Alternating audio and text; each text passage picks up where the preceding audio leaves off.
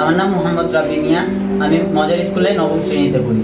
ছোটবেলা থেকেই আমার কম্পিউটার অনেক পছন্দ, কিন্তু কখনো কম্পিউটার ছুঁয়ে দেখতে পারিনি। মনে হতো ধরলেই নষ্ট হয়ে যাবে, কিন্তু মজার স্কুলে আইসিটি ল্যাব হওয়াতে আমরা কম্পিউটার শিখি।